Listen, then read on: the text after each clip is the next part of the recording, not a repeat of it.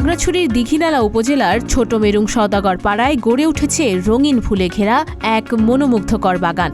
বাড়ির সৌন্দর্য বাড়ানোর উদ্দেশ্যে টবে ফুল লাগানো দিয়ে শুরু হলেও আজ তা রূপ নিয়েছে সফল বাণিজ্যে। প্রায় 2 বছর আগে এই উদ্যোগ নেন হাজাথন মণিপাড়া সরকারি প্রাথমিক বিদ্যালয়ের শিক্ষিকা নাসরিন আক্তার ও তার স্বামী বেসরকারি চাকরিজীবী মোহাম্মদ মাসুদুল আলম।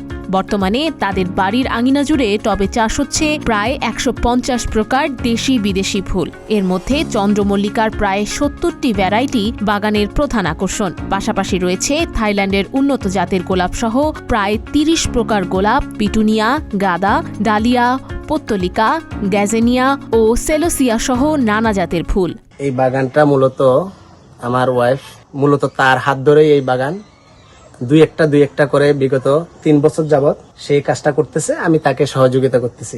সহযোগিতার পাশাপাশি করতে করতে দেখা গেল যে এখন বাগানটা একটা ব্যাপক আকারে হয়ে গেছে এবং এই বাগানে অনেক লোকজন আসে, দেখে, অনেকের আনন্দ পায় এবং বাগান করার জন্য যে মন মানসিকতা মানুষ প্রতিদিন আসে, বলে যে আসলে একটা সুযোগ থাকলে বাগান করতাম। বাগানটা দেখে অনেকেরই পছন্দ হয়। এখানে আসলে কয়েক প্রকারেরই ফুল আছে, তার মধ্যে গোলাপ আছে 30 প্রকারের, বিদেশি জাত আছে অনেক, থাইল্যান্ডি জাত আছে, চন্দ্রমল্লিকা আছে প্রায় 70 প্রকারের, তারপরে গাঁদা আছে, পিটুনিয়া আছে, আরো বিভিন্ন কিছু ক্যাকটাস আছে, আরো বিভিন্ন প্রকারের ফুল আছে এখানে। স্থানীয়দের মতে এই উদ্যোগ দীঘিনালায় উদ্যোক্তা সৃষ্টির একটি অনুকরণীয় দৃষ্টান্ত হয়ে উঠেছে এবং বাগানটি ধীরে ধীরে একটি পরিচিত দর্শনীয় স্থানে পরিণত হচ্ছে। তার বাগানের ছবি দেখে আজকে আমি তার বাগানে ঘুরতে আসছি।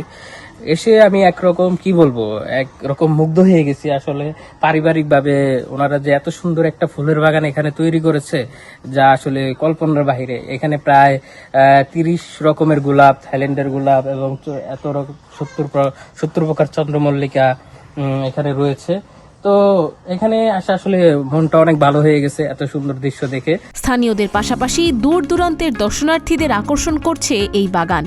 ক্রেতারা পছন্দের ফুল কিনে নিচ্ছেন, পাশাপাশি মৌমাছির মধু বিক্রি করেও হচ্ছে বাড়তি আয়। নুসরাত অনন্যা, প্রতিদিনের বাংলাদেশ।